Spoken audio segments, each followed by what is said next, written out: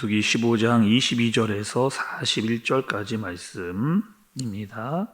너희가 그릇 범죄하여 여호와가 모세에게 말씀하신 이 모든 명령을 지키지 못하되 곧 여호와께서 모세를 통하여 너희에게 명령한 모든 것을 여호와께서 명령한 날 이후부터 너희 대대에 지키지 못하여 회중이 부지중에 범죄하였거든 온 회중은 수송아지 한 마리를 여호와께 향기로운 화제로 드리고 규례대로 소제와 전제를 드리고 순념소 한 마리를 속죄제로 드릴 것이다. 제사장이 이스라엘 자손의 온 회중을 위하여 속죄하면 그들이 사함을 받으리니 이는 그가 부지중에 범죄함이며 또 부지중에 범죄함으로 말미암아 헌물 곧 화제와 속죄제를 여호와께 드렸습니다. 이스라엘 자손의 온 회중과 그들 중에 거류하는 타국인도 사함을 받을 것은 온 백성이 부지중에 범죄하였음이니라. 만일 한 사람이 부지중에 범죄하면 1년 된 암염소로 속죄제를 드릴 것이요 제사장은 그 부지중에 범죄한 사람이 부지중에 여호와 앞에 범한 죄를 위하여 속죄하여 그 죄를 속할지니 그리하면 사함을 얻으리라. 이스라엘 자손 중 본토 소생이든지 그들 중에 거류하는 타국인이든지 누구든 부지중에 범죄한 자에 대한 법이 동일하거니와 본토인이든지 타국인이든지 고의로 무엇을 보응하면 누구나 여호와를 비방하는 자니 그의 백성 중에서 끊어질 것이라. 그런 사람은 여호와의 말씀을 멸시하고 그의 명령을 파괴하였은즉 그의 죄악이 자기에게로 돌아가서 온전히 끊어지리라. 이스라엘 자손이 광야에 거류할 때에 안식일에 어떤 사람이 나무하는 것을 발견한지라. 그 나무하는 자를 발견한 자들이 그를 모세와 아론과 온 회중 앞으로 끌어왔으나 어떻게 처치할는지 지시하심을 받지 못한 고로 가두었더니 여호와께서 모세에게 이르시되 그 사람을 반드시 죽일지니 온 회중이 진영 밖에서 돌로 그를 칠지니라. 온 회중이 곧 그를 진영 밖으로 끌어내고 돌로 그를 쳐 죽였어. 여호와께서 모세에게 명령하신 대로 하니라. 여호와께서 모세에게 말씀하여 이르시되 이스라엘 자손에게 명령하여 대대로 그들의 옷단 귀에 술을 만들고 청색끈을 그 귀에 술에 더하라. 이 술은 너희가 보고 여호와의 모든 계명을 기억하여 준행하고 너희를 방종하게 하는 자신의 마음과 눈의 욕심을 따라 음행하지 않게 하기 위함이라. 그리하여 너희가 내 모든 계명을 기억하고 행하면 너희의 하나님 앞에 거룩하리라. 나는 여호와 너희 하나님이라. 나는 너희의 하나님이 되려고 너희를 애굽 땅에서 인도해 내었느니라. 나는 여호와 너희의 하나님이니라. 아멘. 먼저 여러분, 우리가 살펴봐야 될 것이 있습니다. 이스라엘이 가데스 바네아에서 했던 일을 한번 더 생각을 보고 오늘 말씀을 좀 들여다 봐야 됩니다. 거기서 여러분 어떠한 일이 있었어요? 불신앙, 하나님께서 들어가라 라고 이야기했는데 12명의 정탐꾼을 보내고 10명이 부정적인 소식을 갖고 오고 이스라엘 전체가 갈 수 없다라고 하는 분위기가 전체적으로 다운되는 그런 일이 있었죠.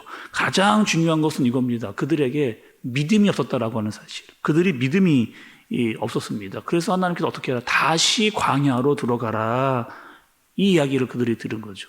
아니 여기까지 우리가 어떻게 왔는데 이스라엘 백성들이 여기까지 어떻게 겨우겨우 해서 지금 가나안 앞까지 왔는데 다시 돌아가야 되는지 또 어떻게 광야로 들어가야 될지에 대한 막막한 마음이 이스라엘 마음 가운데 있었습니다. 그리고 하나님의 본심은 여러분 뭐였을까? 그들에게 다시 광야로 들어가라고 했던 그 하나님의 본심의 마음은 여러분 뭐였을까? 어제 말씀이지만 여러분 18절의 말씀을 한번 좀 보겠습니다. 이스라엘 자손에게 말하여 이르라. 너희는 내가 인도하는 땅에 들어가거든 이라고 이렇게 이야기를 하고 있죠. 이스라엘은 광야로 나가야 될 상황인데 하나님은 무엇을 이야기하느냐? 너희가 들어갈 땅, 내가 인도할 땅, 그것에 대해서 이야기를 하고 계세요. 이렇게 이야기하십니다. 반드시 내가 너희를 그 땅에 들어가게 하겠다라고 하는 약속을 하나님께서 하시는 거죠. 그런데 내가 반드시 그 땅에 들어가게 할 텐데 중요한 게 있다는 거예요. 그 중요한 게 무엇이냐? 그것을 오늘 말씀에서 이야기를 해주시는데, 여러분 오늘 말씀에서 계속해서 반복해 나오는 하나님의 강조의 말씀이 있습니다. 여러분 좀 찾아볼까요? 24절의 처음 부분을 좀 보시면 회중이 부지 중에 범죄하거든 이렇게 시작을 합니다. 또 25절의 중간 부분도 보세요. 그가 부지 중에 범죄함이며 또 부지 중에 범죄함으로 이렇게 나오고 26절 끝부분에도 온 백성이 부지 중에 범죄하였음이니라 이렇게 이야기합니다.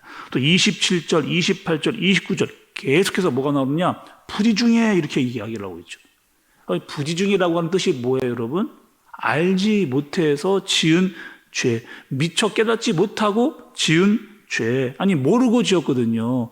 고의로 지은 게 아니고 정말 몰라서 그런 죄인데 하나님 그냥 좀 지나갈 수 있는 거 아닙니까? 라고 이야기할 수 있는 그런 죄까지도 하나님께서 어떻게 이야기하라는 거예요? 그거는 너희가 모르고 지었다 할지라도 그것은 죄다. 이렇게 이야기를 하시는 겁니다. 아니 모르고 사람을 때리거나 모르고 어떠한 물건을 훔치거나 이렇게 너희들이 핑계댈 수 없게끔 하나님께서 이미 말씀을 다 하시는 거죠.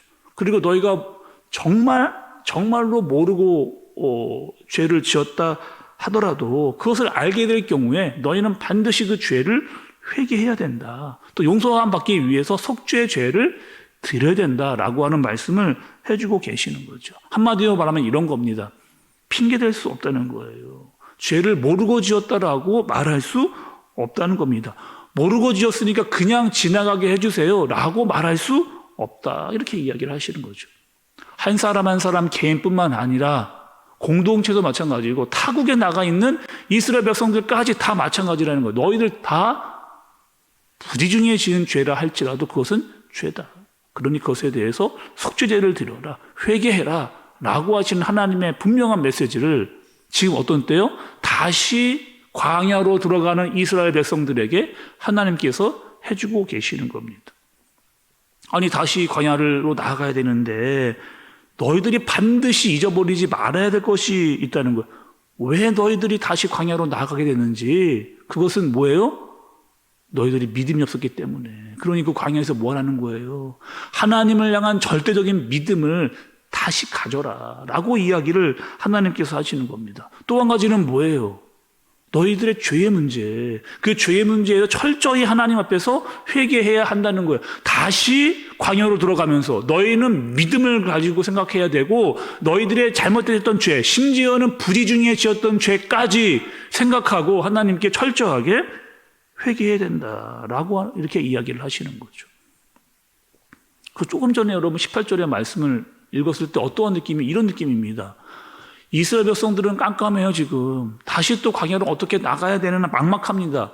그런데 하나님은 마치 18절의 말씀을 보면 내일 바로 그 가나안 땅에 약속한 땅에 들어가실 것처럼 하나님께서 그렇게 이야기를 하시는 거죠. 아니 우리는 언제 어떻게 가나안으로 다시 들어가냐 이런 생각을 이스라엘 백성들이 하고 있는데 하나님께서는 마치 내일 들어갈 것처럼 이렇게 이야기를 하고 계시는 거죠.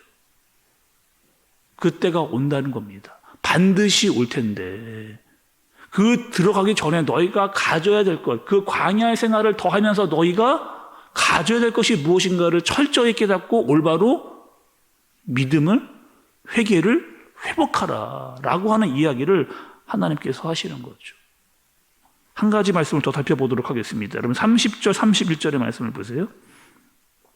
본토인이든지 타국인이든지 고의로 무엇을 범하면 누구나 여호와를 비방하는 자니 그의 백성 중에서 끊어질 것이라. 그런 사람은 여호와의 말씀을 멸시하고 그의 명령을 파괴하였은즉 그의 죄악이 자기에게로 돌아가서 온전히 끊어지리라. 이렇게 이야기를 하십니다. 여러분 조금 전에는 부지 중에 지었던 죄라고 이야기한다면 이번에는 어떻게 이야기하느냐?